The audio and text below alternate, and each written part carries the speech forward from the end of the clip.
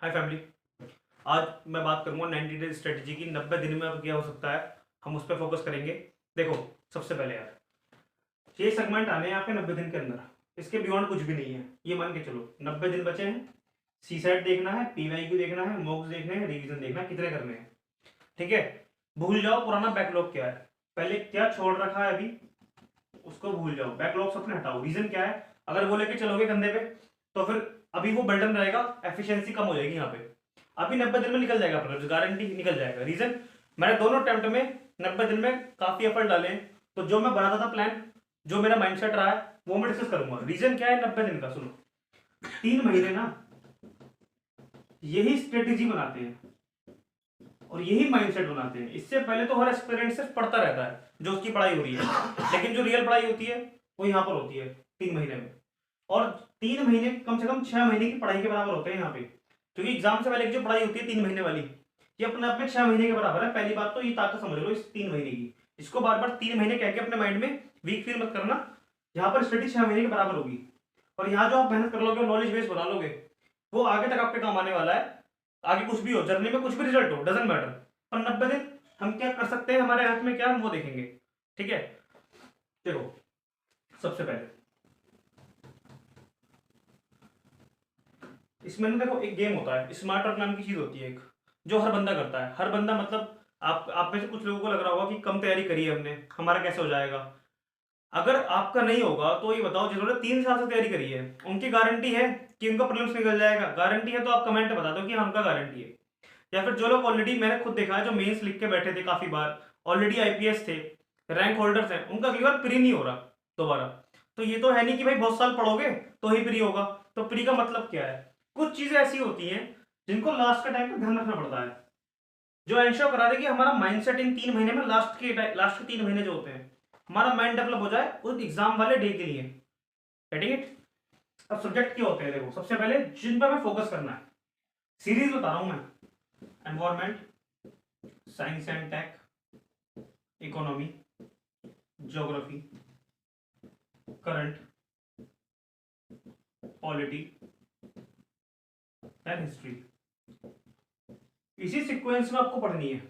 पहले ये, फिर ये, फिर ये, फिर ये, फिर ये, और इसी में इसकी इंपोर्टेंस छुपी हुई है। देखो, हिस्ट्री में सबसे लास्ट में रखा है। रीजन क्या है? इसमें आता है पहले तो ancient, medieval, modern, art and culture. अब एक चीज सुनो, हर साल हिस्ट्री के क्वेश्चन कम हो रहे हैं। अब इन तीनों में से मिलके 7 8 क्वेश्चन, कभी कभी 5 क्वेश्चन बन रहे हैं बस। एक टाइम होता था 10 से 12 क्वेश्चन आ जाते थे। ठीक है, अभी क्वेश्चन कम आ रहे हैं। दूसरी बात, मेरा रीजन ये नहीं है यूपीएससी को कुछ नहीं पता क्वेश्चन कम पढ़ा दे, बट स्टिल मैं इसको नीचे ही रखूंगा। रीजन क्या है? जितनी मेहनत मैं इन 3 में करूंगा ना, यानी कम से कम 20 दिन लगाऊंगा इसी टाइम पर, उतना टाइम में ये 3 सब्जेक्ट कवर कर लूंगा। और इन 3 सब्जेक्ट का वेटेज जो है क्वेश्चन में, सबको मालूम है, ये 3 जो है, एनवायरमेंट करीब 15 से 18 मान लो, इनडायरेक्टली और डायरेक्टली ज्योग्राफी मिला के। इकोनॉमी 15 क्वेश्चन तक रह जाते हैं, साइंस एंड टेक 12 13 क्वेश्चन तक भी पहुंच जाते हैं, बेर मिनिमम जो एवरेज रहते रहता है। इसका वेटेज ज्यादा है। फिर इसके बाद अगर मुझे करना ही है तो ये एंड ये। अब सुनो, हिस्ट्री फैक्चुअल सब्जेक्ट है। जो लोग अभी हिस्ट्री रिवाइज कर रहे हैं, देखो फ्रेश स्ट्रेटजी बनाओ, एक पेपर लेके बैठो एंड अब सोचो कि 90 दिन बिल्कुल भूल जाओ पहले क्या कर रखा है। इन 90 दिन में जो मेरे हाथ में है मैं वो करूंगा। ठीक है, दिमाग लगा के। हिस्ट्री फैक्ट है, अगर आप लेट रिवाइज करोगे ना लास्ट में तो ज्यादा रिटेंशन रहेगा। और इसका इनपुट आउटपुट रेशियो भी ऐसा ही है। इनफैक्ट जितना टाइम आप पे कवर कर लोगे ना अभी शुरुआत में, आपको बाकी के दिन जो है उसके लिए कॉन्फिडेंस आएगा, क्योंकि आपको लगेगा मैंने मेजर पोर्शन कवर कर लिया है। पर अभी 20 दिन यहाँ लगा दोगे तो ये फील आएगा कि अभी दिन खत्म हो गए हैं, एग्जाम पास आ रहा है, मैंने कुछ कवर नहीं किया है। इसलिए भी इसको लास्ट में रखा साइकोलॉजिकली खेलने के लिए। ठीक है, ये सीरीज रहेगी। Getting it? और डरना बंद करो, 3 महीने लिटरली बहुत है। ठीक है, अब देखो, ये सीक्वेंस रहने वाला है प्रिपरेशन का। बैकलॉग भूल जाओ क्या कर रखा है क्या नहीं। अब इसके अलावा, सीरीज के अलावा,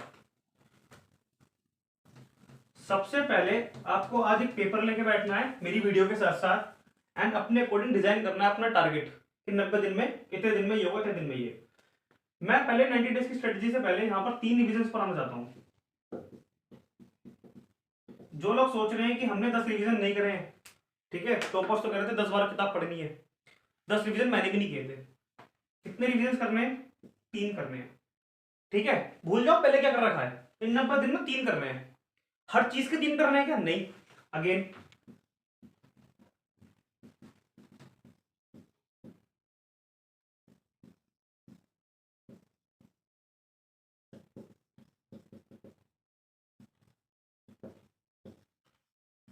अब देखो, एनवायरमेंट इंपॉर्टेंट है, इसके 3 रिवीजन हो जाएंगे, कम टाइम लेता है रिवाइज करना।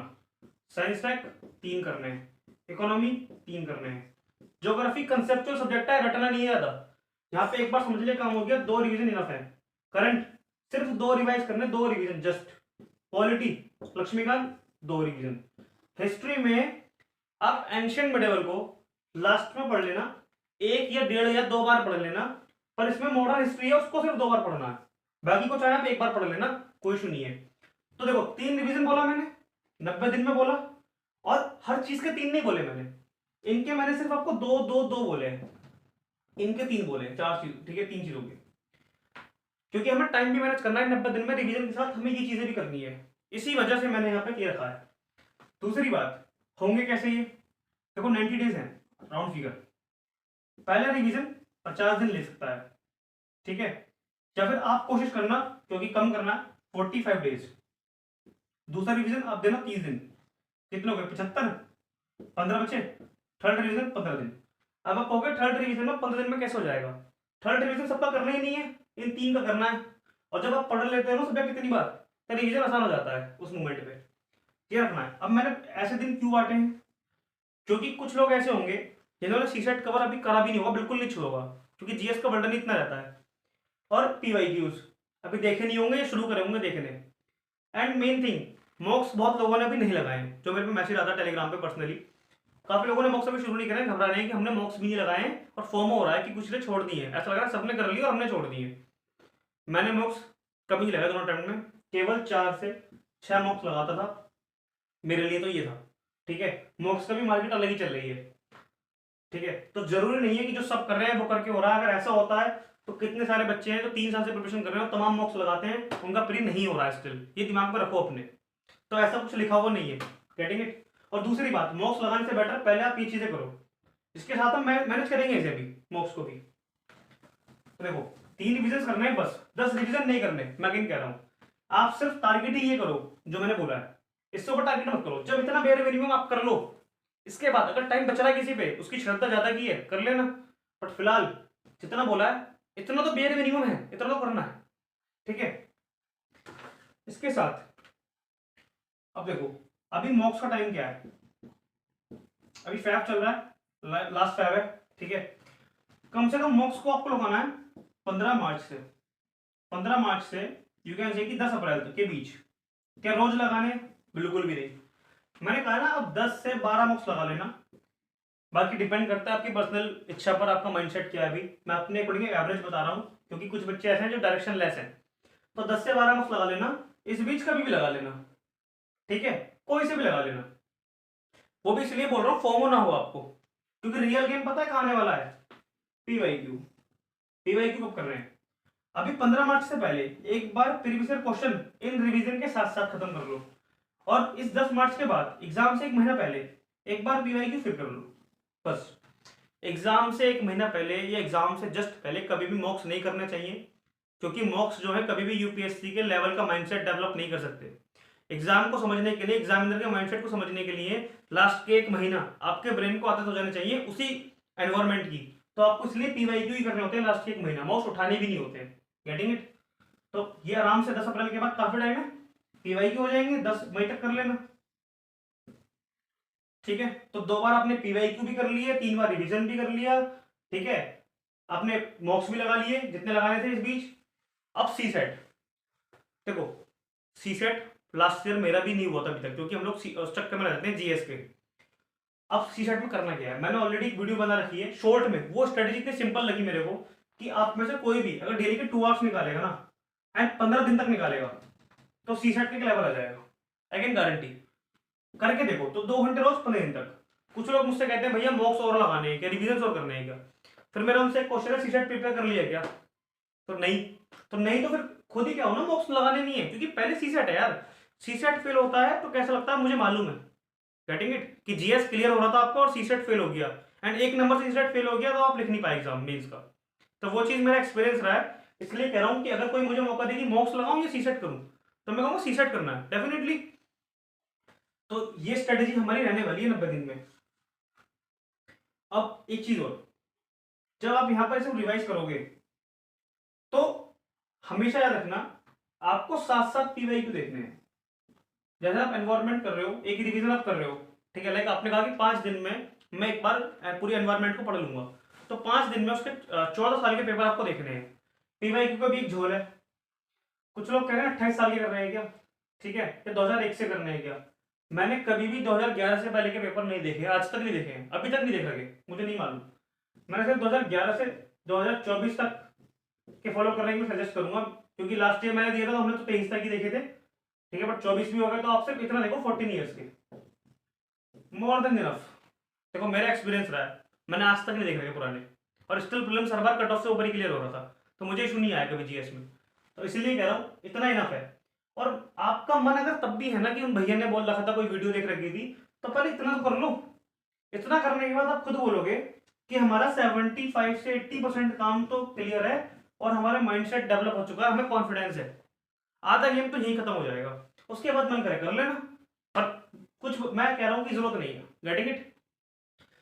इतना करने से होगा क्या, 90 दिन में आपने एक वेपन तैयार कर लिया अपने माइंड में कि आपके रिविजन हो गए हैं, ये टिक हो गया, ये टिक हो गया, ये हो गया, ये हो गया। इससे बेस्ट तैयारी नहीं होती है 90 दिन की। सारे सेगमेंट हैं, कवर हो गए, हर सब्जेक्ट को तेज करने की जरूरत है नहीं, सबका सारे सब्जेक्ट तैयार नहीं होते हैं। जैसे हिस्ट्री है, मेरा आज तक वीके में पहले ही बोल चुका हूँ, और काफी सारे टॉपर्स हैं भाई, सबका सब पे कमांड नहीं होता। तो आप लोग परफेक्शन ढूंढने की कोशिश मत करो इस टाइम, जस्ट रिवाइज करो, ठीक है। और सब सब्जेक्ट कवर नहीं हो सकते अच्छे से, किसी का कुछ ना कुछ वीक होता है, कुछ ना कुछ वीक सब्जेक्ट रहता है। अब करना क्या है इसमें बता रहा हूं। अब देखो 100 क्वेश्चन आते हैं, सबको मालूम है, 200 नंबर का पेपर है। कट ऑफ कितने पे जा रही है? कट ऑफ जा रही है अराउंड 50% से भी कम जा रही है, बट मेरा मानना है कि बफर लेके चलना चाहिए। बफर का मतलब 110 नंबर हर बंदे को टारगेट करना चाहिए। अगर इसके बाद 100 भी आए, पेपर हार्ड हुआ, तो भी आप कट ऑफ के अंदर लिस्ट में होगे ना आप, तो टारगेट इतने करने हैं। अब इतने करने हैं यानी कि इतने पे काम हो रहा है, 50% पेपर पे काम हो रहा है। Getting it? इसका मतलब सारे सब्जेक्ट कवर करने की बहुत मजबूती से जरूरत भी नहीं है, इसलिए मैंने लास्ट में रखा है ये इनपुट आउटपुट रेशियो के हिसाब से। अब देखो अगर 100 क्वेश्चन आए, डिपेंडिंग आप किस कैटेगरी से बिलोंग करते हो, आप नंबर ऑफ क्वेश्चन अटेम्प्ट करोगे। जैसे लेट सपोज आपने 86 क्वेश्चन अटेम्प्ट करे या आपने 90 क्वेश्चन अटेम्प्ट करे, तो 10 क्वेश्चन आपने छोड़ दिए ना, तो वो क्वेश्चन वही होते हैं जो आपका सब्जेक्ट वीक है या फिर आपको उसमें डाउट है, ऐसे क्वेश्चन होते हैं जो आप नेगेटिव मार्किंग से बचाते हो। अब हिस्ट्री में क्या गेम है, बहुत पढ़ने के बाद भी क्वेश्चन 50% ही सॉल्व होते हैं, क्योंकि इतना फैक्चुअल है कि या तो आप गलत कर जाओगे, नेगेटिव में मार्क चले जाएंगे, या फिर आप उसे तब भी छोड़ने वाले हो। तो इसलिए भी मैंने उसको लास्ट में रखा है। मैक्सिमम आपने अगर हिस्ट्री हिस्ट्री कम कर दी ना यहाँ से कि एक या 2 बार पढ़नी है और लास्ट में रिवाइज करनी है, मैं कह रहा हूं आपका इस समय मैक्सिमम बर्डन कम हो जाएगा, और 20 दिन बाद आप पे कॉन्फिडेंस आना शुरू हो जाएगा, क्योंकि आप मेजर पोर्शन कवर कर चुके होंगे। और अगर अभी ये सब चीजें करोगे तो आपको लगेगा टाइम तो गवा दिया, चीजें हाथ में नहीं आ रही। Getting it? तो बस यही प्लान है, इसके बियॉन्ड कुछ नहीं है, फालतू कुछ नहीं खींचना, सीधी बात करेंगे। और अब भी कोई डाउट है तो कमेंट करो। और हाँ, जिसकी इकोनॉमी वीक है वो सुनो मेरी चीज, जिसकी इकोनॉमी वीक है, एक ऋषभ शर्मा सर है जिनकी मैंने सीसेट की प्लेलिस्ट शेयर कर रखी थी ना, वो एक सर है ऋषभ शर्मा, उन्होंने पीडब्ल्यू पर इकोनॉमी पढ़ा रखी है काफी अच्छी। उनकी नए जो लेटेस्ट वीडियोस है ना वो देख लेना, वो 3 आवर्स 2 आवर्स की वीडियो है, आई थिंक 20 वीडियो के आसपास है, और उन्होंने सब कुछ कवर कर रखा है, सब कुछ मतलब एनसीईआरटी भी कवर कर रखी है, उसके अंदर सारे कॉन्सेप्ट कवर है, आपको कुछ पढ़ने की जरूरत नहीं है। और ये कोई प्रमोशन नहीं है, वो वीडियो काम कर देंगी आपका, केवल 2x पे लगाना या 1.5x पे लगाना, एक कॉपी लेके बैठना, और 3 दिन में टारगेट बनाओ कि उन सारी वीडियोस को खत्म करना है। Getting it? एक लेवल बन चुका होगा, फिर पीवाईक्यू देख लेना, फिर उन नोट्स को अगले रिवीजन, अगले 2 रिवीजन में केवल वो नोट्स रिवाइज करने, वीडियो देख के नहीं काम करना। Getting it? बस ये करना है। मैंने बोला था इकोनॉमी कराने के लिए, बट मुझसे भी काफी बेटर इन सर ने यहाँ पर करा रखी है, और मैं करा नहीं पाया किसी वजह से, लेकिन आप इनको रेफर कर लोगे आपका काम हो जाएगा, कुछ नहीं पढ़ना हो रहा एक्स्ट्रा। Getting it? जिसने नहीं पढ़ रखा, और बुकें चेंज करने की जरूरत नहीं है, जो पढ़ रखा है ठीक है, बस जो पढ़ रखा है उसको 3 बार इंश्योर कर लो और साथ में मसाला जो ऐड कर लो PYQ का, CSAT का, करंट का, ये मसाला ऐड कर लो, काम हो जाएगा। तो आज इतना ही। कोई भी क्वेश्चन है तो कमेंट कीजिए एंड मिलते हैं नेक्स्ट वीडियो में।